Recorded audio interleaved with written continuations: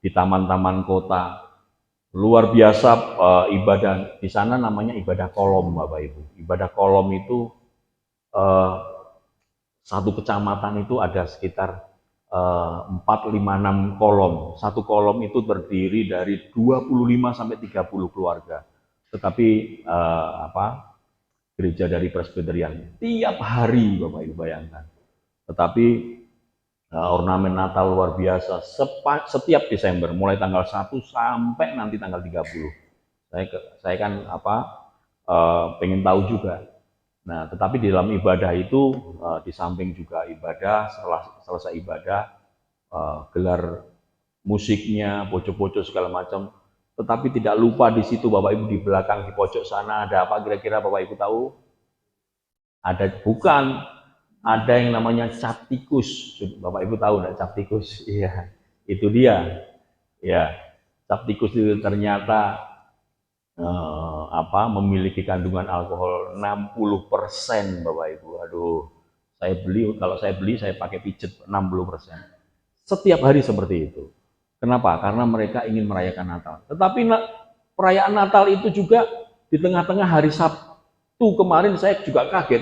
Sepanjang jalan trans, saya dari Amurang ke Manado, ada konvoi Bapak Ibu. Konvoi apa kira-kira tahu Bapak Ibu? Argentina menang. Jadi antara Natal dengan Argentina menang itu hampir sama perayaannya kan gitu. Wah, luar biasa loh. Argentina, waduh, coba cek aja di Sulawesi itu paling fanatik yang gitu-gitu. Iya, Bapak Ibu, bukan hanya di Manado sekarang, sudah mulai bergeser ke negara-negara Timur Tengah, bahkan di Indonesia, kota Solo, betul ya. Tetapi itu adalah bagian perayaan secara umum, bagian perayaan Natal secara umum. Jadi siapapun bisa menghormati untuk merayakan perayaan Natal. Tetapi bagi anak-anak Tuhan, Bapak Ibu, satu sisi sukacita, di sisi yang lain, apakah kita sama seperti ini hanya eh, merayakan Natal hanya sekedar seperti itu, Bapak Ibu? Maka pagi hari ini kita akan merenungkan kembali. Kita akan membuka bersama Alkitab kita di dalam Injil Lukas pasal yang pertama.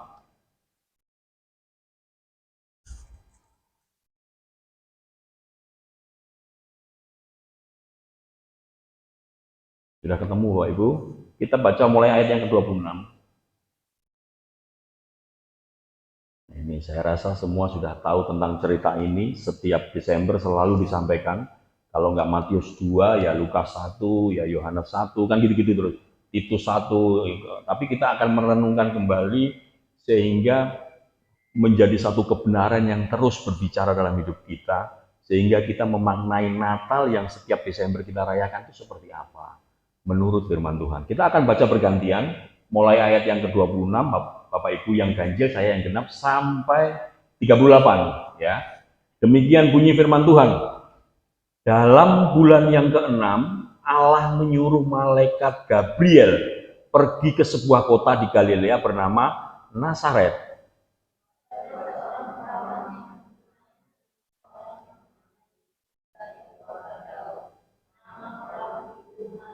Ketika malaikat itu masuk ke rumah Maria, ia berkata, "Salam hai engkau yang dikaruniai, Tuhan menyertai engkau."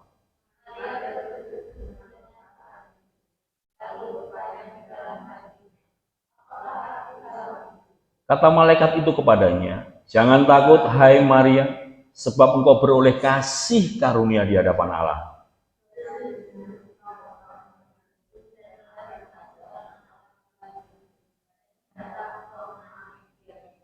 Ia akan menjadi besar dan akan disebut anak Allah yang maha tinggi. Dan Tuhan Allah akan mengaruniakan kepadanya tahta Daud, bapa leluhurnya.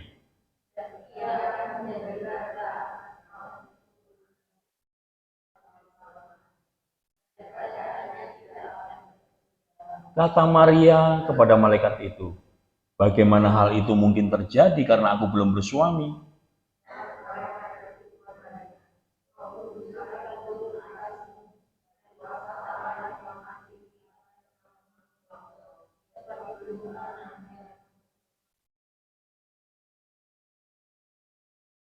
Dan sesungguhnya Elizabeth sanakmu itu, ia pun sedang mengandung seorang anak laki-laki pada hari tuanya.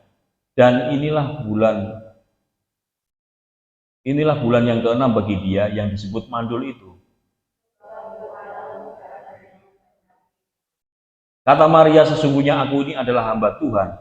Jadilah padaku menurut perkataanmu itu. Lalu malaikat itu meninggalkan dia.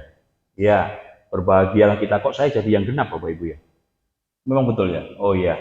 Ya, berbahagialah kita Bapak Ibu yang membaca, merenungkan, dan menyimpan, terlebih Roh Kudus semakin menolong kita untuk menjadi pelaku-pelaku firman. Bapak Ibu Saudara yang kasih Tuhan, dalam konteks ini kita akan melihat satu persatu sehingga kita bisa memaknai Natal yang sesungguhnya, Bapak Ibu. Natal sehingga merubah perjalanan hidup ke depan. Tadi dikatakan yang memimpin pujian bahwa tahun ini kita akan, sebentar lagi kita akan menghabiskan tahun ini, memasuki tahun yang baru. Tahun boleh berganti Bapak Ibu. Ya, hari terus berganti, waktu terus berjalan. Apakah perjalanan hidup Kristen kita sama? Mari kita merenungkan kembali dalam konteks kelahiran Kristus ini Bapak Ibu. Dikatakan ayat yang ke-26. Mari kita lihat ayat yang ke-26. Dalam bulan yang ke-6 Allah menyuruh Gabriel pergi ke sebuah kota di Galilea bernama Nazaret. Perhatikan kata Allah menyuruh malaikat Gabriel pergi. Ini kalimat yang sangat penting sekali Bapak Ibu. Allah menyuruh malaikat pergi. Itu kalimat yang sangat penting. Mengapa Allah menyuruh malaikat Gabriel menemui Maria Bapak Ibu? Malaikat Gabriel ini adalah malaikat yang sama ya dengan yang diutus untuk menemui Zakaria di pasal 1 Bapak Ibu. Pasal 1 mulai ayat yang ke-5. Itu malaikat yang sama ketika Zakaria masuk ke bait Allah membakar ukupan di bait Allah. Itu malaikat yang sama. Malaikat yang menemui Zakaria dan malaikat yang menemui Maria. Itu malaikat yang sama. Tetapi perhatikan kata Allah yang menyuruh. Ya. Artinya apa Bapak Ibu malaikat yang sama ketika menemui Zakaria? Zakaria itu mewakili perjanjian lama Bapak Ibu. Masih karena dia adalah imam, terpilih untuk melaksanakan memimpin ibadah di bait Allah. Malaikat Gabriel menemui Zakaria. Zakaria itu mewakili perjanjian lama. Sedangkan Maria di dalam kelahiran Yesus itu mewakili perjanjian baru. Artinya apa? Malaikat yang sama menemui Zakaria dan malaikat yang sama menemui Maria itu adalah dalam kesimpulannya adalah ada ada kesinambungan Bapak Ibu. Peristiwa tentang kelahiran Yesus Kristus antara Yohanes Pembaptis dan Yesus Kristus. Ada kesinambungan antara PL dan PP. Lukas menggambarkan bahwa kedua peristiwa ini dihubungkan dengan malaikat yang sama. Artinya apa? Gambaran kelak pekerjaan Yohanes Pembaptis itu akan dilanjutkan oleh pekerjaan Yesus Kristus. Tetapi perhatikan di situ, malaikat tidak memiliki inisiatif sendiri Bapak Ibu. Melainkan malaikat ini disuruh oleh Tuhan. Artinya apa? Semua inisiatif yang ada tentang keselamatan, tentang kelahiran Yesus, semua itu di dalam kontrolnya Allah. Ya. Yang menyuruh itu adalah Allah. Ini adalah penegasan bahwa Allah itu adalah inisiator. Ya, inisiator karya keselamatan. Inisiatornya adalah Allah, tidak ada yang lain. Dalam bulan yang ke-6, Allah menyuruh. Ya. Malaikat Gabriel ini adalah malaikat yang biasa menyampaikan pesan. Malaikat tidak akan menambahi pesan apa yang disampaikan oleh Tuhan. Malaikat bukan seperti kurir Bapak Ibu. Kalau kurir itu bisa menambahkan kalimat, tapi malaikat itu kalau saudara baca di karakter malaikat Gabriel, itu malaikat tidak akan menambahi pesan yang diberikan Allah kepadanya. Ya. Artinya apa? Keselamatan itu bukan pekerjaan manusia. Inisiator bukan dari manusia. Inisiatornya bukan dari Zakaria. Inisiatornya adalah Allah, bukan juga dari malaikat, Bapak Ibu. Dikatakan bulan yang keenam, Allah menyuruh malaikat Gabriel. Bulan keenam ini maksudnya apa? Bulan keenam ini adalah pemberitahuan tentang kelahiran Yesus itu setelah pemberitahuan tentang kelahiran Yohanes Pembaptis. Artinya apa, Bapak Ibu? Artinya bahwa kalau saudara baca di ayat-ayat berikutnya, ketika Elizabeth mengandung 6 bulan Bapak Ibu, itu ketika melihat bayi Yesus ya, Maria kan mengandung. Ketika berjumpa dengan Elizabeth yang mengandung 5 bulan, itu dikatakan bahwa bayi yang ada di dalam kandungan Elizabeth apa? Apa dikatakan di situ? Mulai bergerak dan kegirangan. Maksudnya apa dari ayat ini? Maksudnya apa dari bulan ini? Dari respon tersebut Bapak Ibu, bahwa kita belajar bahwa Roh Tuhan, Roh Kudus itu mampu membuat siapa saja mengenali Yesus Kristus. Bayi yang ada di dalam kandungannya Elizabeth itu mampu merespon apa yang ada di dalam kandungannya Maria. Itu kalau bukan pekerjaan Roh Kudus, tidak mungkin. Roh Kudus mampu membawa manusia siapapun, sekalipun dia ada di dalam kandungan, mampu mengenal Yesus Kristus.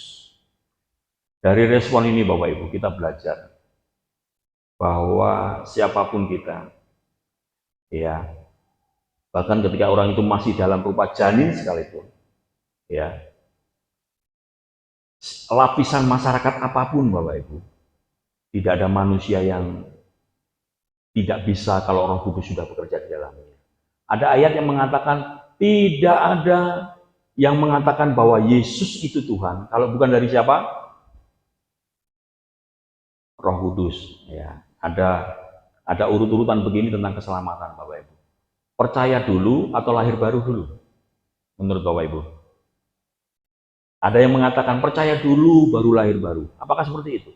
Ayat tadi sudah menegaskan. Tidak ada yang mengatakan bahwa Yesus itu Tuhan kalau bukan dari Roh, maka manusia itu dilahirkan dulu Bapak Ibu. Dilahirkan kembali dulu menjadi manusia yang baru, lalu kita diberi karunia iman, baru kita bisa mengatakan Yesus itu Tuhan. Itu. Semua inisiatornya adalah Tuhan. Kalau Efesus 2 mengatakan manusia itu siapa? Manusia itu barang mati Bapak Ibu. Betul enggak? Bahwa kita semua adalah barang mati. Orang yang mati bisa merespon bahwa itu tidak bisa. Orang yang mati bisa datang kepada Tuhan? Tidak bisa. Kita semua manusia yang dihidupkan oleh Tuhan. Dan itu semua pekerjaan Roh Kudus. Bapak Ibu Saudara, dikatakan bahwa dalam bulan yang ke-6 Allah menyuruh malaikat Gabriel pergi kemana? Kota mana? Galilea. Mari kita lihat Galilea Bapak Ibu. Ini penting Bapak Ibu. Saya mau jelaskan di sini penting. Kenapa disebut Galilea di sini? Galilea adalah sebuah provinsi di Israel Utara yang terdiri dari 4 wilayah Bapak Ibu. Zebulon, Naftali, Isakar dan Aser ya. Saya sampaikan historisnya Bapak Ibu. Diutusnya malaikat Gabriel ini merupakan satu gambaran bahwa ini merupakan penggenapan dari nubuat Yesaya pasal yang ke-8 Bapak Ibu. Coba minta tolong Yesaya pasal yang ke-8. Ayat yang ke-23.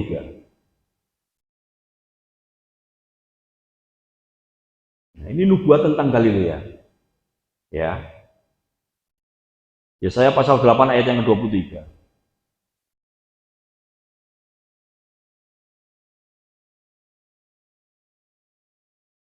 Tetapi tidak selamanya akan ada kesuraman untuk negeri yang terhimpit itu. Kalau dahulu Tuhan merendahkan tanah Zebulon dan tanah Naftali, tadi yang saya sebutkan Bapak Ibu, maka di kemudian hari Ia akan memuliakan jalan ke laut, daerah seberang sungai Yordan, wilayah bangsa-bangsa lain. Baca sampai pasal 9 ayat 1 dan 2. Itu artinya apa? Bangsa yang dahulunya itu berada di dalam kegelapan Bapak Ibu, tidak sungguh-sungguh mengenal Allah. Ya, yang sejati dan yang tidak mengenal Allah yang sejati. Artinya apa? Mereka hanya agamawi Bapak Ibu. Bangsa yang berada di dalam kegelapan. Bahkan akhirnya jatuh ke tangan bangsa-bangsa asing yang tidak mengenal Allah. Pada akhirnya apa? Ketika disebutkan pada bulan yang ke-6, malaikat menyuruh ke Galilea. Artinya apa? Allah bisa membawa yang dulunya Galilea itu adalah dalam bangsa yang dalam kegelapan, pada akhirnya melihat terang yang sejati. Bahkan disebutkan di sini apa? Nazaret, Bapak Ibu. Ya. Galilea, bahkan apalagi Nazaret. Galilea aja itu termasuk bangsa yang terhimpit oleh 4 wilayah, Bapak Ibu. Nazaret lagi ini adalah kota yang kecil wilayah Zebulon. Jadi istilahnya Zebulon ini adalah daerah kecil. Nazaret ini bagian kecil dari Zebulon. Di sini apa? Yusuf tinggal di Nazaret. Menurut anggapan Bapak Ibu, pada abad yang pada waktu itu, Nazaret ini menjadi kota yang tidak penting sama sekali. Bahkan salah satu muridnya Yesus di Yohanes pasal 1 ayat yang ke-46 mengatakan, mungkinkah sesuatu yang baik datang dari Nazaret? Salah satu murid Yesus ini. Nazaret ini kan apa? Daerah apa? Ini mengingatkan saya 20 tahun yang lalu, Bapak. Ketika saya memasuki daerah yang betul-betul tidak ada akses ke sana. Ya, sinyal pun tidak ada. Sinyal tidak ada, yang bernama Desa Kedung Suko, Bapak. Ya, Kecamatan Pelumpang. Daerah itu daerah yang banjir. Setiap banjir Bengawan Solo selalu mendapatkan limpahan. Ketika saya masuk pertama kali, saya merintis dari rumah ke rumah, Bapak Ibu, berdoa. Tepatnya 2008 ada peristiwa besar, yaitu banjir Bengawan Solo. Ketika kita memiliki bangunan gereja yang tidak permanen dan masih sementara lah, tapi tanah gereja, Bapak Ibu. Semua ngungsi pada waktu itu 2008, semua ngungsi di situ. Semua ngungsi, saya bilang gereja nggak usah ngungsi, justru jemaat karena ketika yang perempuan ngungsi, yang laki-laki menanggul Bengawan Solo, Bapak Ibu. Kalau Bapak Ibu pergi ke tempat saya, di sebelahnya itu ada tanggul yang betul-betul kelihatan. Nah, itu yang pria, itu yang laki-laki itu menimbun tanah sampai tinggi supaya air itu tidak melimpah ke kampung itu. Gereja harus menyediakan makanan ketika laki-laki itu tidak mengungsi dan bekerja. Gereja di situ menjadi posko untuk menyediakan makanan, Bapak Ibu. Dan Bapak Ibu tahu enggak, 2008 ketika banjir itu sudah mereda, saya manfaatkan di situ. Waktu itu kan memang gencar-gencarnya tentang izin gereja. Saya langsung minta izin gereja, tanda tangan 80. Saya mendapatkan 120, Bapak Ibu, tanda tangan itu. Ponakannya, Pak, ini Om Budi mau tanda tangan, mau izin gereja. Semua dipanggil. Tidak sampai 1 jam saya minta izin keliling situ, Bapak Ibu. Setengah jam dari peristiwa itu. Pada waktu itu kan di Indonesia ini mendirikan gereja kan harus izin pada waktu itu. Saya minta izin. Dulu tidak terkenal, Bapak Ibu, dari itu. Maka begitu izin, pemerintah daerah memberikan bantuan untuk bangun gereja segala macam. Akhirnya di situ terkenal. Ya, di situ mulai dikenal. Bahkan kemarin Natal tanggal 5 itu Natal, semua orang kampung pasti datang. Pak Titi pernah menyampaikan firman di sana. Itu ketika Natal itu yang datang hampir 40%, Bapak Ibu. Fotonya itu Pak Titi ada nggak ya? Semua pakai atribut agama itu. Pak Titi itu orang kampung itu, makanya Natal di sini simple tetapi menyampaikan penginjilan, saya bilang gitu. Oh iya baik. Seperti itu, Bapak Ibu. Terus kita kalau Natal tidak ada ibadah yang sifatnya seremonial, menyalakan lilin, simple aja penginjilan. Sama seperti Nazaret, Bapak Ibu. Salah satu muridnya pun bertanya kepada, mungkinkah sesuatu yang baik datang dari Nazaret? Pertanyaan murid Kristus ini sebenarnya Bapak Ibu cukup beralasan. Karena apa? Karena Nazaret bahkan sama sekali tidak pernah disebutkan di dalam Perjanjian Lama. Artinya apa? Karena memang tidak ada Nazaret dalam hitungan orang-orang Yahudi. Nazaret itu tidak diperhitungkan. Tetapi Bapak Ibu Saudara yang kasih Tuhan, kenyataannya bahwa Bapa di surga, Allah yang Maha Kuasa, mengutus malaikat Gabriel untuk datang ke Nazaret di Galilea untuk menyampaikan kabar yang luar biasa, yaitu apa? Bahwa juru selamat dunia datang ke kota itu. Bahkan akan dikenal sebagai apa? semua warga kota itu akan mengenal Nazaret itu seperti apa. Bahkan Herodes, kalau saudara baca di Matius pasal yang kedua, Herodes pun sampai, apa iya nih, sampai kaget Bapak Ibu ya, Herodes yang raja pada waktu itu. Bapak Ibu saudara yang kasih Tuhan, kalau orang Yahudi boleh membeda-bedakan, boleh memandang rendah kota Nazaret, kota yang diduduki oleh bangsa-bangsa non-Yahudi. Tetapi Bapa di surga tidak seperti itu. Ya. Kadang-kadang kita sering membeda-bedakan orang yang satu dengan yang lain, keturunan satu, keturunan ini. Wah, gedung Sopo itu tidak ada singa. Tetapi Allah kita Allah yang maha kuasa. Allah kita adalah Allah yang besar seperti pujian tadi. Dia akan menjadikan yang biasa, menjadikan hal yang tidak diperhitungkan oleh orang akan menjadi anak-anaknya. Siapa sih kita ini, Bapak Ibu? Ya. Siapa sih Nazaret? Siapa sih Galilea? Bangsa yang dijajah oleh non-Yahudi, bangsa yang tidak diperhitungkan, tetapi dipilih oleh Tuhan untuk daerah kelahiran Sang Juru Selamat. Ayat yang ke-27 dikatakan apa? Ketika malaikat itu datang ke Galilea dan Nazaret, kepada seorang perawan yang bertunangan dengan seorang bernama Yusuf dari keluarga Daud. Nama perawan itu Maria. Datang kepada seorang perawan. Kenapa disebutkan perawan, Bapak Ibu? Kenapa Allah itu datang kepada seorang perawan? Ini menjadi penting kalau juru selamat yang dilahirkan itu bukan pekerjaan hubungan biologis, bukan pekerjaan manusia, melainkan pekerjaan Roh Kudus semata-mata, Bapak Ibu. Bukan peristiwa biologis. Makanya kata perawan ditulis di dalam Alkitab itu menjadi penting, Bapak Ibu. Ya. Supaya apa? Bahwa Yesus yang dilahirkan itu memiliki natur ilahi, ya, bahwa dia adalah Allah, tapi juga manusia.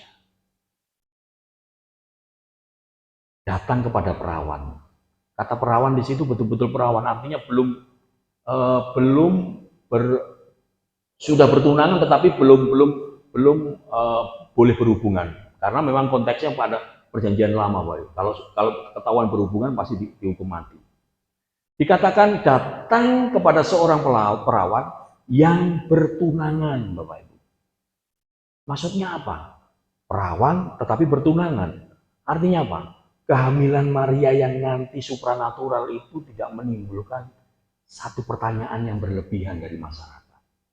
Apabila Maria ini sama sekali kan belum memiliki calon suami. Maka di situ dikatakan sudah bertunangan tetapi perawan. Inilah rancangan Tuhan, Bapak Ibu. Bukan ujuk-ujuk. Nah, makanya alasan perawan dan bertunangan ini. Tuhan memiliki alasan. Alasannya apa? Bapa telah menyiapkan laki-laki pendamping Maria ini untuk melindungi dan menemani Maria. Ya, menemani apa? Di saat sedang hamil, menempuh perjalanan jauh. Kalau saudara baca nanti berikutnya, ketika kehamilannya Maria ini sudah menjadi besar, Bapak Ibu. Maria ini menempuh perjalanan yang sangat jauh, maka harus mempersiapkan. Ini saya sedang menyampaikan khotbah tentang Maria. Yusuf ada sendiri, Bapak Ibu, ketika Yusuf dikuatkan. Tantangan Yusuf ketika mendapatkan kabar ini juga tidak main-main, Bapak Ibu. Betul ya? Artinya apa? Artinya apa yang selalu kita butuhkan seperti Maria. Bapa itu memelihara kita. Bahkan berani mempercayakan hidup yang penuh resiko, tetapi perlindungan itu ada di tangan Tuhan. Menyediakan yang bertunangan, tunangannya yaitu Yusuf. Bapak Ibu Saudara yang kasih Tuhan,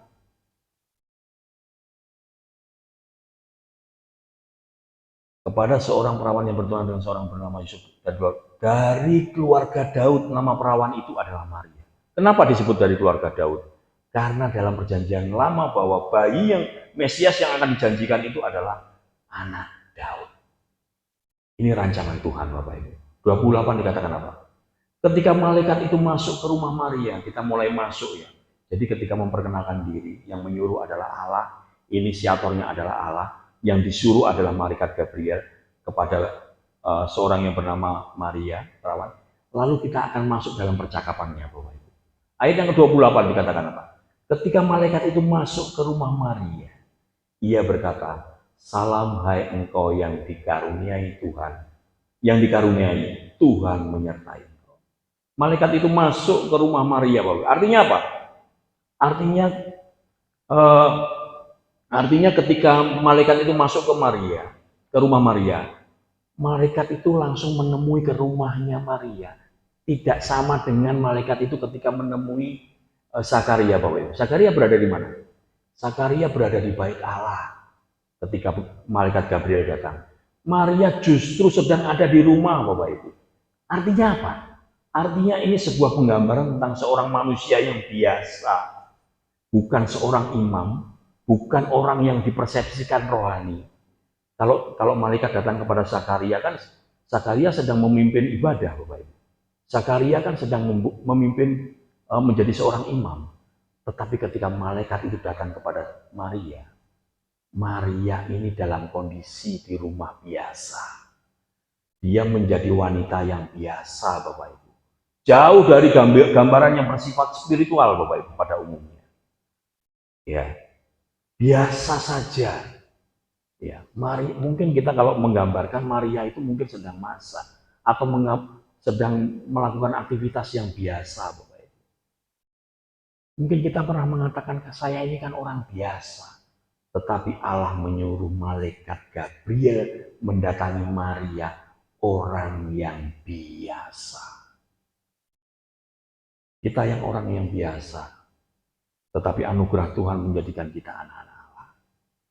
Lalu ketika malaikat itu datang kepada Maria yang biasa, lalu menyampaikan salam, ya, salam engkau yang dikaruniai. Salamnya ini bersifat apa ya? Salam ini bisa dimaknai menjadi ucapan bahagia. Salam bukan sekedar salam ketemu enggak, tetapi ada pesan bahagianya, Bapak. Ada kegembiraannya. Bahwa berita yang disampaikan malaikat kepada Maria adalah berita yang gembira, berita yang diharapkan juga membawa kegembiraan, Bapak Ibu. Salam bahasa aslinya itu adalah seperti ucapan bahagia. Kalau saudara baca di Matius pasal yang ke-6, ya, khotbah di bukit atau ucapan bahagia, Bapak Ibu. Itu berbahagialah, itu sama artinya dengan ini. Salam, berbahagialah, seperti itu, Bapak Ibu. Salam engkau yang dikaruniai. Kata dikaruniai ini adalah engkau yang diperkenankan. Ya, yang diperkenankan ini bukan berarti Maria ini menjadi subjek, Bapak Ibu. Walaupun dikatakan engkau yang dikaruniai, tetapi Maria adalah tetap objek yang pasif dari kasih karunia Allah. Ini penting digarisbawahi. Maria itu walaupun perempuan yang dikaruniai, tetap dia bukan subjeknya. Dia adalah objek yang pasif. Ya, tidak perlu berdoa kepada Maria juga. Dia adalah objek yang pasif dari kasih karunia Allah. Maria menerima apa yang diberikan oleh Bapa. Ya, Bapak Ibu Saudara yang kasih Tuhan, ya, walaupun dia wanita yang dipercaya oleh Tuhan untuk mengandung juru selamat, tetap dia adalah objek dari kasih karunia itu. Maka mari kita mau melihat ayat yang ke-29, Bapak Ibu. Langsung lanjut saja. Ketika malaikat itu menyampaikan salam kepada Maria, salam hai engkau wanita yang dikaruniai. Maria terkejut, Bapak Ibu. Padahal salamnya ini kan ucapan bahagia, Bapak Ibu. Ucapan kegembiraan. Tetapi Maria terkejut mendengar perkataan itu, lalu bertanya di dalam hatinya, apakah arti salam itu? Maria terkejut bukan karena malaikat datang, tetapi Maria terkejut ini lebih kepada takut, Bapak Ibu ya. Maria takut karena perkataan Tuhan itu loh. Maksudnya apa? Loh, aku ini kan orang biasa. Kenapa malaikat utusan Tuhan ini kok datang sama saya? Utusan Allah ini kok datang sama saya? Terkejutnya di situ, Bapak Ibu. Kenapa saya mendapatkan ucapan bahagia? Betul, arti salam itu bahagia. Tetapi Maria bertanya di dalam hatinya, apakah arti salam? Kesimpulannya apa? Saya mau katakan begini, bahwa Natal yang sejati itu adalah satu sisi kegembiraan, ya, satu sisi adalah perenungan. Natal adalah kegembiraan sekaligus perenungan. Natal kalau hanya kegembiraan, sama tidak ubahnya tadi yang saya sampaikan di pendahuluan. Sama dengan kota-kota yang merayakan Natal. Waduh, seperti itu. Ada cap tikus segala macam. Ya. Maria mendengar pesan malaikat itu gembira. Tetapi dia satu sisi bertanya di dalam hatinya. Bertanya di dalam hatinya itu alias apa? Merenungkan arti salam. Seringkali kita merayakan Natal, Bapak Ibu. Ya. Satu sisi bahagia, baju baru, ornamen baru, betul ya. Tetapi marilah Natal yang terus kita lalui setiap hari, setiap bulan Desember ini juga sekaligus menjadi perenungan bagi kita. Bahwa Allah yang Maha Tinggi datang ke tempat yang paling rendah menghampiri saya. Ya, saya adalah berkat Natal yang sejati. Ya. Natal, waduh, kalau saya dulu pernah waktu masih kuliah, mungkin tidak di sini Bapak Ibu, di daerah sana. Itu Natal ketika dibentuklah panitia Natal, Bapak. Natal besar-besaran. Jadi gereja ini setiap hari Natal itu sibuknya luar biasa, selalu membentuk panitia. Panitia yang paling penting, saudara tahu nggak panitia apa gitu? Yang paling penting, selain acara Bapak Ibu. Acara penting karena akan menampilkan. Selain acara, panitia yang paling penting ya, biasanya di gereja itu panitia konsumsi Bapak Ibu. Betul ya? Oke. Karena begitu ditunjuk ketua konsumsi, ketua panitia konsumsi, ternyata memang ada 2 orang Bapak Ibu. Kenapa 2 orang? Karena 2 orang ini memang ahli di bidang konsumsi. Oke lah kalau gitu dua-duanya menjadi ketua panitia konsumsi. Ya, khusus panitia konsumsi 2. Karena memang sama-sama punya keahlian di situ Bapak Ibu. Nah, ketika sudah rapat, seksi acara sudah jalan, semua sudah jalan, seksi konsumsi ini masih belum final Bapak Ibu. Kenapa? Karena seksi konsumsi yang satu dengan yang satunya itu 2 orang ini berbeda cara pandang. Kita enaknya masak apa? Rawon. Yo gak enak, soto. Loh, rawon wae loh. Soto. Loh, rawon kan tradisional, itu kan bicaranya dari luar pulau, bisa mengenalkan masak. Jangan, soto ini kan umum, semua orang bisa makan. Loh, rawon itu justru kita mengenalkan masak. Nah, saudara tahu enggak? Soto sama rawon itu sampai Natal berikutnya itu loh gegeran nggak selesai. Hanya gara-gara soto sama rawon. Nah, itulah gereja. Ketika kita satu sisi merayakan kegembiraan, betul. Tetapi ya, satu sisi harus menjadi perenungan. Maria ketika mendengar salam dari malaikat, dia gembira. Salam itu kegembiraan Bapak Ibu, betul. Tetapi dia bertanya dalam hatinya. Natal satu sisi gembira, sekaligus perenungan. Itu Natal yang sejati. Natal kalau tidak ada perenungan Bapak Ibu, maka ya seperti ini. Soto dan rawon sampai ketemu di Natal berikutnya. Konflik itu tidak akan pernah selesai, hanya gara-gara soto dan rawon. Ya. Nanti pulang saya makan soto di pojokan itu. Bapak Ibu, ini yang terjadi Bapak Ibu ketika kita memaknai. Iya, di Sulawesi, waduh kalau Bapak Ibu pernah ke sana, menarik sekali mulai dari tanggal 1. Semua ya, suaranya bagus-bagus di sana, sama seperti mbaknya yang pujian. Waduh, karena di sana kan gereja Presbyterian Bapak Ibu, suara 1-2. Betul, saya nggak bohong. Ya mohon maaf, hidup di hutan, hidup di gunung itu kan dari pelosok-pelosok. Tapi suaranya nggak tahu kenapa suaranya bagus-bagus di sana. Mungkin karena biasa teriak Bapak Ibu, karena kan jaraknya jauh-jauh. Kalau manggil anaknya, woi gitu mungkin, akhirnya suaranya bagus, mungkin gitu. Mungkin ini Bapak Ibu. Loh, tapi rata-rata loh, coba cek. Orang Manado itu suaranya. Tapi ya gitu, merayakan Natal, tampilan bagus, ya tampilan bagus. Tahu-tahu di sana di pojok sana ada botol putih-putih yang berjejer. Saya pikir apa? Begitu saya lihat, waduh, ini untuk pijet ini ternyata. Iya. Mereka ketika tampil itu ya itu namanya pancing dulu Bapak Ibu, dipancing dulu itu. Bukan hanya penyanyinya yang mau tampil. Saudara tahu nggak siapa? Pendetanya juga begitu Bapak Ibu. Ya mohon maaf, ini saya ngomong apa adanya. Pendetanya juga begitu. Waduh, ya saya dijebak di sana itu makan kucing dan tikus. Saudara pernah makan kucing, tikus? Tikus pernah makan? Bukan tikus-tikus got begini, tikus pohon Bapak Ibu. Saya mau makan gara-gara apa? Ketika di situ di hidangan itu, waduh, enak-enak. Ada ikan bakar, ada babi tore, ada babi panggang, segala macam lagi. Di tengah-tengah itu ada tikus. Masakan tikus, itu apa? Tikus ya. Saudara tahu nggak? Yang menjadi rebutan itu apa makanan? Ya tikus ini Bapak Ibu.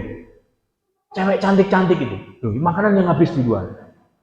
Cewek cantik-cantik mau makan ini. Ya ampun, saya lihat. Coba lah. Saya pasti kasih pas kepalanya. Tak kembalikan gini kepala. Iya. Lu ya betul. Cewek cantik-cantik kepalanya ya di apa namanya dimimis. Dimimis itu di apa ya? Diisap-isap gini. Ternyata tikus itu langka, Bapak Ibu. Cek aja di tomohon, makanan tomohon itu. Ya. Tikus itu langka, makanan mahal dan enak. Waduh, enak kayak opo tikus sih. Ya saya makan Bapak Ibu. Ya biasa gitu. Saya berusaha untuk mengalahkan pikiran saya bahwa di Jawa tikus tidak dimakan, di sini dimakan. Saya makan aja sudah. Tikus makan buah Bapak Ibu. Satu itu 60.000 satu ekor dijual di pasar ini. Tapi tikus masih oke. Kucing Bapak Ibu sudah jadi masakan. Itu apa itu? RW muda ngomongnya, RW muda katanya. RW muda itu apa? RW itu kan anjing ya Bapak Ibu ya. Tapi ini yang muda. Oh berarti mungkin anjing yang lebih muda saya makan. Saya nyoba. Ternyata selidik punya selidik kucing Bapak Ibu. Di sana itu seperti itu. Ular dimakan. Menjadi hidangan Natal begitu Bapak Ibu. Ya itulah pernik-pernik Natal, satu sisi gembira. Tetapi menjadi perenungan bagi kita. Arti Natal yang sesungguhnya sama seperti Maria. Maria mendapatkan salam gembira, tetapi dia terus bertanya dalam hatinya. Saya ini siapa? Mungkin kalau bisa digambarkan. Saya ini orang biasa. Kenapa mendapatkan tamu yang agung utusan dari Tuhan? Mungkin begitu seperti itu Bapak Ibu. Tetapi ada pertanyaan-pertanyaan yang lain. Mungkin ayat berikutnya Bapak Ibu. Ayat berikutnya di ayat yang ke-29. Maria terkejut, ayat yang ke-30 Bapak Ibu. Kata malaikat itu kepadanya, jangan takut hai Maria, sebab engkau beroleh kasih karunia di hadapan Allah. Kata jangan takut ini adalah pesan yang kerap diucapkan kepada orang-orang yang memang takut kepada Tuhan. Kata jangan takut yang diucapkan oleh Tuhan melalui malaikat ini adalah ucapan yang sampai kepada orang yang betul-betul takut akan Tuhan. Kalau orang itu tidak takut akan Tuhan, dia tidak akan mendengarkan pesan jangan takut. Kalau saudara kalau tidak salah nih Bapak Ibu ya, di Alkitab itu kata jangan takut itu ada 365 Bapak Ibu. Kalau satu tahun ada 365 hari, berarti setiap hari itu ada pesan jangan takut, jangan takut, jangan takut.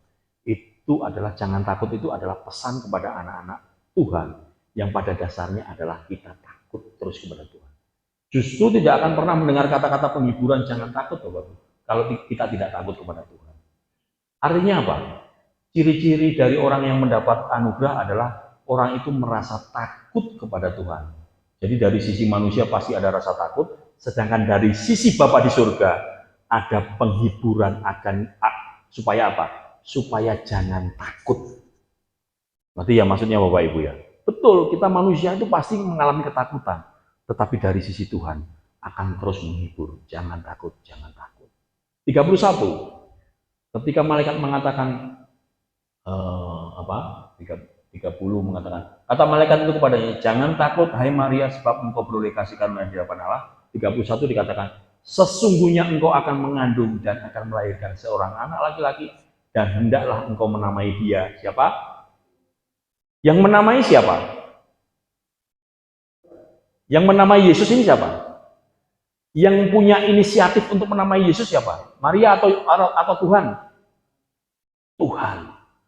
Maria ini tidak punya hak sedikit pun. Bahkan menamai anaknya yang dikandung pun bukan dia.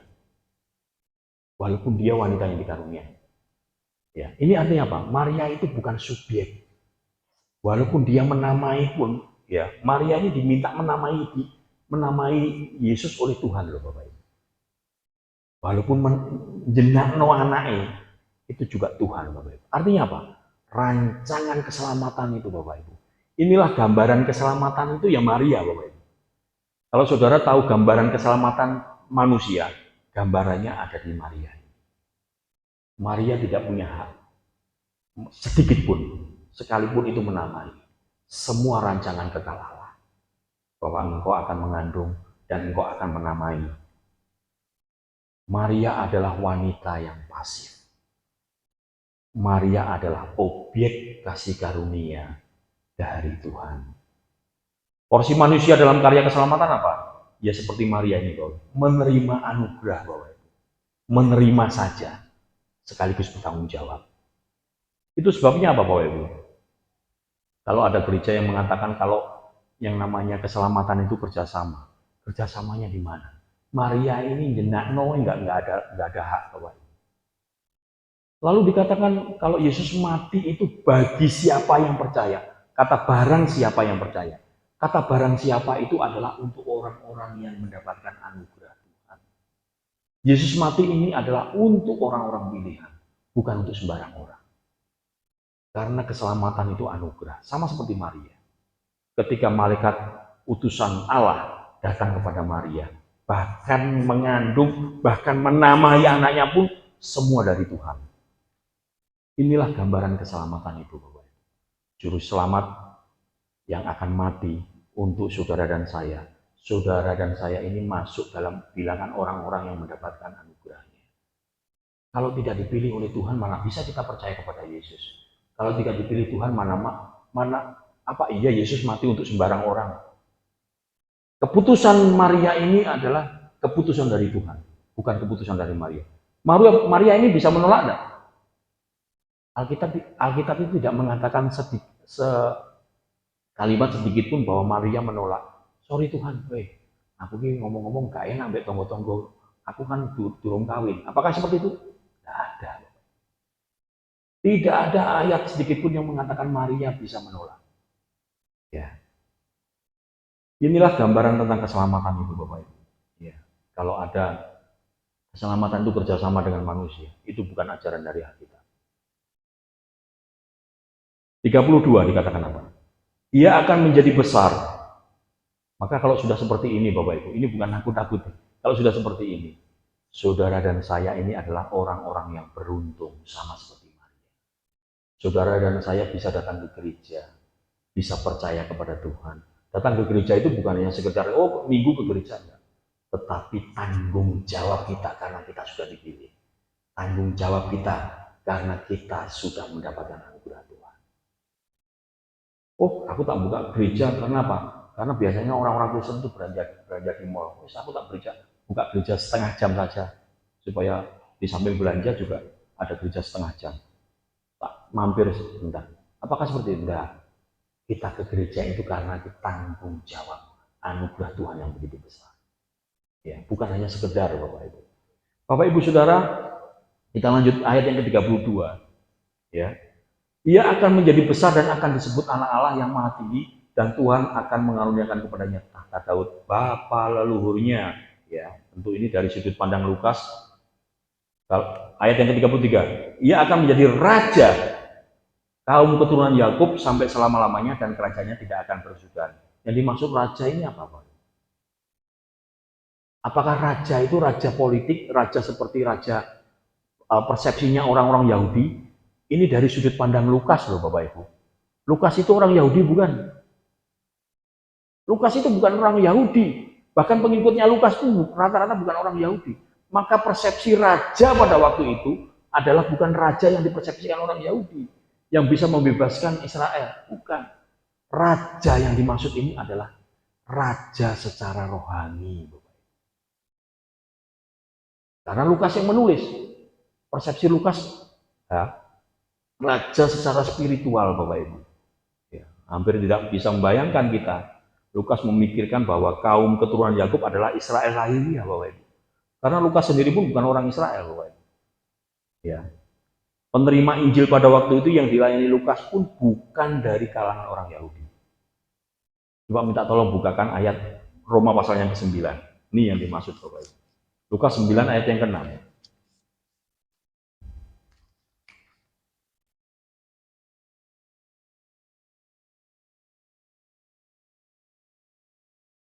Lukas 9 ayat yang ke-6 dikatakan apa? Lalu pergilah mereka dan mereka mengelilingi segala desa sambil memberitakan Injil dan menyembuhkan orang sakit di segala tempat. 7. Herodes Raja enggak, maksudnya Roma 9. Sorry. Makanya Roma 9 ayat yang ke-6 dulu. Nah, akan tetapi firman Allah tidak mungkin gagal, ya. Sebab tidak semua orang berasal dari Israel adalah orang Israel. Termasuk saudara dan saya. 7. Dan juga tidak semua yang terhitung keturunan Abraham adalah anak Abraham. Tetapi yang berasal dari Ishak yang akan disebut keturunanmu. 8. Artinya bukan anak-anak menurut daging adalah anak-anak Allah, tetapi anak-anak perjanjian yang disebut keturunan yang benar. Saudara dan saya ini keturunan Israel dari mana? Kan gitu Bapak Ibu. Ketika persepsi raja pada waktu itu, persepsinya Lukas adalah raja secara rohani. Anak yang kau lahirkan itu adalah akan menjadi raja. Pada waktu itu orang Israel ingin menantikan raja. Waduh, ini Israel ini membutuhkan pemimpin.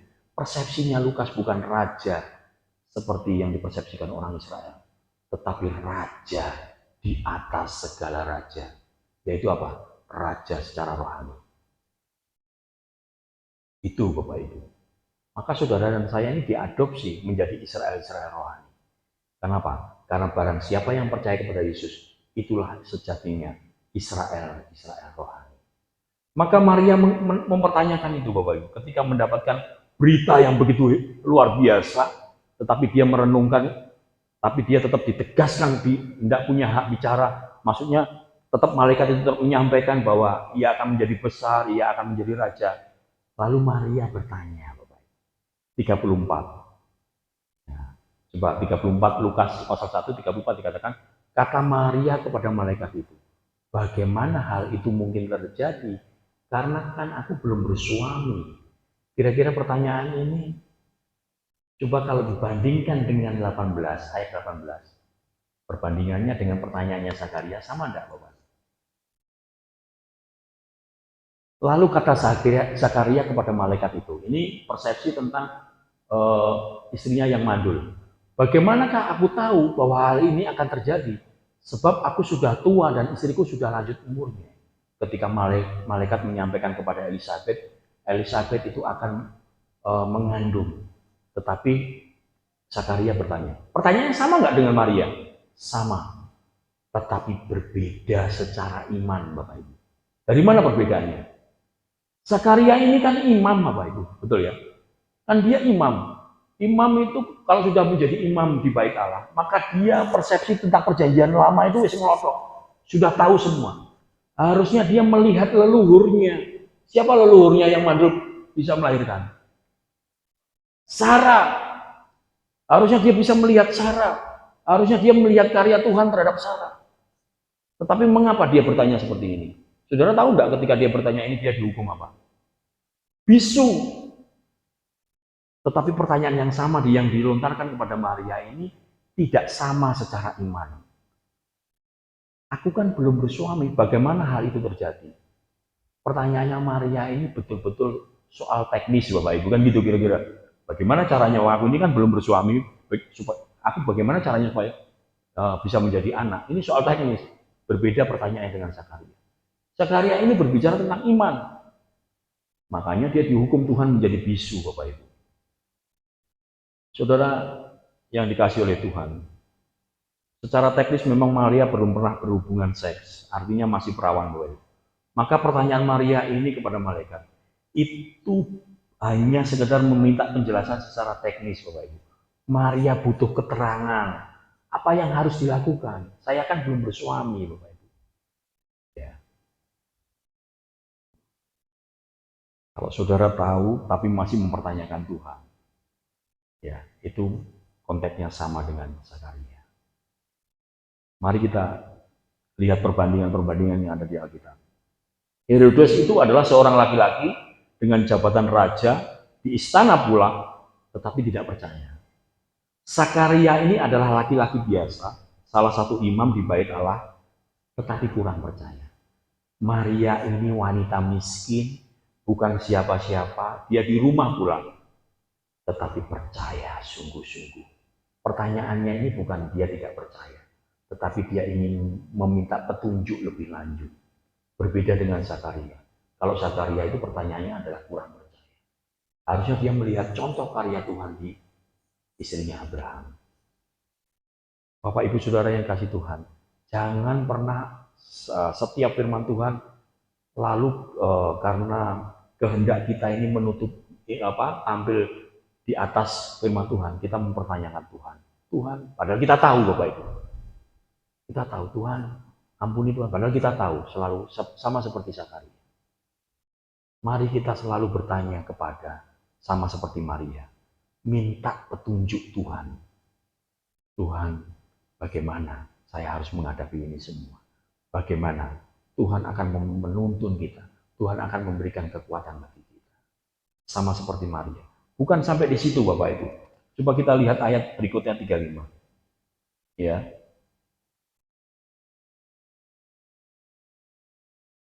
Tiga 35 dikatakan, jawab malaikat itu kepadanya, Roh Kudus akan turun atasmu dan kuasa Allah yang Maha Tinggi akan menaungi engkau. Sebab itu anak yang akan kau lahirkan itu akan disebut kudus. Ya, Roh Kudus akan turun atasmu. Artinya apa? Bahwa semua pekerjaan besar itu harus Roh Kudus turun dulu. Ya, termasuk saudara dan saya bisa percaya kepada Yesus, Roh Kudus turun dulu. Ya, berbeda dengan manusia yang menganggap bahwa kemuliaan diri itu dicapai dengan setinggi-tingginya. Tetapi kemuliaan Yesus Kristus ini justru terlihat dari kerelaannya hadir sebagai bayi. Ya. Lalu terus ayat berikutnya. Maria ini bukan siapa-siapa Bapak Ibu. Maria bukan siapa-siapa, sama seperti kita. Tetapi dia dipilih oleh Tuhan untuk menjadi yang diperkenan oleh Tuhan. 36 dikatakan apa? Dan sesungguhnya Elisabeth sanamu itu, ia pun sedang mengandung seorang anak laki-laki pada hari tuanya, dan inilah bulan yang ke-6 bagi dia, yang disebut mandul itu. Ketika malaikat itu menyampaikan hal yang teologis, dia menyampaikan contoh yang praktis itu loh. Elisabeth, saudara sepupumu, itu juga sama. Nah, memang kadang-kadang kita ini di samping mendengarkan firman Tuhan, harus melihat contoh-contoh praktis dari kehidupan orang-orang percaya yang lain. Jadi pasal 1 ayat yang ke-26 sampai 36 Bapak Ibu. Ya, itulah karya Allah total. Semuanya anugerah Tuhan, semuanya Allah yang berinisiatif. Sampai ditutup ayat yang ke-37 apa? 37 nih penutupannya. Apa dikatakan? Sebab bagi Allah tidak ada yang mustahil. Rata-rata ini menjadi tema Natal. Ya. Tetapi jangan lupa Bapak Ibu, hati-hati dengan ayat ini. Kadang-kadang, kenapa saya bilang hati-hati? Ayat ini kadang-kadang selalu dilepaskan dari konteksnya. Sehingga kadang-kadang menjadi mantra bagi kita. Betul ya?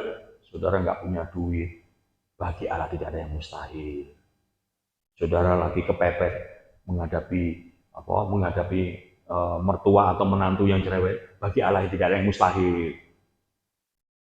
Bagi Allah tidak ada yang mustahil itu bukan kita, bukan ngurusi perkara-perkara begini, Bang. Bagi Allah tidak ada yang mustahil, itu adalah Allah yang Maha Tinggi turun ke tempat yang paling rendah, menghampiri manusia biasa yaitu Maria, dan akan lahir seorang raja. Itulah mustahil. Bagi Allah tidak ada yang mustahil, itu adalah saudara dan saya itu mustahil untuk menyelamatkan diri. Tetapi dipilih oleh Tuhan, itulah yang mustahil. Maka saudara dan saya ini mendapatkan kemustahilan daripada Tuhan. Kemustahilan yang Tuhan sudah berikan kepada saudara dan saya. Ya. Kalau kita sudah mendapatkan mustahil, jangan latah dengan ayat ini Bapak Ibu ya. Dikit-dikit nanti kepepet, lagi ada jalan buntu, bagi Allah tidak ada yang mustahil. Bukan itu. Tetapi konteksnya adalah, terima kasih untuk kemustahilan yang Tuhan berikan kepada saya. Tetapi dalam perjalanannya Bapak Ibu, ketika kita sudah mendapatkan kemustahilan dari Tuhan itu, baru ayat yang ke-38. Responnya Maria ini. Nah, setelah dia mendapatkan doktrin yang begitu langsung dari Tuhan sendiri, doktrin begini, mempertanyakan doktrin itu. Doktrin memang harus dipertanyakan Bapak Ibu. Lalu ketika ditutup dengan bagi Allah tidak ada yang mustahil, lalu dia meresponnya dengan baik dan benar. Apa responnya? Sesungguhnya aku ini adalah apa? Hamba Tuhan. Jadilah padaku menurut apa? Perkataanmu itu. Lalu malaikat itu meninggalkan dia. Saya ingin tanya kepada Bapak Ibu Saudara. Kira-kira sebelum Roh Kudus turun, kan di ayat-ayat di tengahnya itu kan Roh Kudus turun ke atasmu. Sebelum Roh Kudus turun ke dalam ke hidupnya Maria, kira-kira Maria bisa mengatakan ini enggak? Maria bisa mengatakan ini karena apa? Roh Kudus turun ke atasnya. Maka dia mengatakan, sesungguhnya aku ini hamba Tuhan. Maria ketika mengatakan ini, kira-kira enak enggak? Kedepannya dia tahu enggak resikonya? Tahu Bapak Ibu. Dia hamil, belum nikah sama Yusuf, kira-kira dia akan dikuyo-kuyo. Dikuyo-kuyo itu apa ya? Di sini apa dikuyo-kuyo? Dikuyo-kuyo itu dia apa ya? Di apa ya? Ya dikejar-kejar lah, istilahnya dibully sama orang kampung. Itu kan orang itu. Nah, tapi faktanya memang betul. Maria dan Yusuf harus pindah ke sana dan pindah ke sini. Tetapi ayat ini mendasari. Ya, ayat ini mendasari. Ketika Maria ini harus menghadapi resiko, dia menghadapi dengan penuh kemenangan. Amin Bapak Ibu. Kenapa? Karena dia mengatakan, sesungguhnya aku ini hamba Tuhan. Inilah ketaatan yang sejati. Ketaatan yang sejati itu bukan berdasarkan dari diri kita. Ketaatan yang sejati itu adalah karena Roh Kudus memampukan kita. Maka kita mampu mengatakan ini. Walaupun di depan ada resiko, walaupun di depan ada tantangan, walaupun di depan ada permasalahan hidup, tetap aku ini hamba Tuhan. Resiko itu harus ada. Nah, kalau kita memikirkan masalah pergumulan hidup, saya ingin tanya kepada Bapak Ibu, kira-kira di antara Bapak Ibu ada yang tidak punya persoalan hidup? Angkat tangan. Angkat tangan sekaligus angkat kaki. Karena pasti bohongan gitu Bapak Ibu. Ya, pasti tidak betul. Orang manusia tidak punya masalah. Ya. Apalagi pendeta itu masalahnya jemaat juga masalahnya pendeta, akan gitu kira-kira Bapak Ibu. Aduh Pak Budi, saya ini udah anak saya sekolah bla bla bla bla bla. Ya kita bergumul seperti itu. Semua manusia akan menghadapi permasalahan. Semua manusia akan menghadapi resiko. Tetapi mari kita mendasari menghadapi hidup yang sesungguhnya itu ya seperti itu. Sesungguhnya aku ini hamba Tuhan. Artinya apa? Ketaatan dan kesetiaan. Sekalipun di depan ada banyak resiko. Ya. Taat, yang dimaksud taat itu ada startnya kalau orang lari, tetapi tidak ada finishnya. Finishnya mana? Finishnya ketika kita menghadap Tuhan. Lalu Tuhan mengatakan, sabaslah hambaku yang taat dan setia. Amin Bapak Ibu.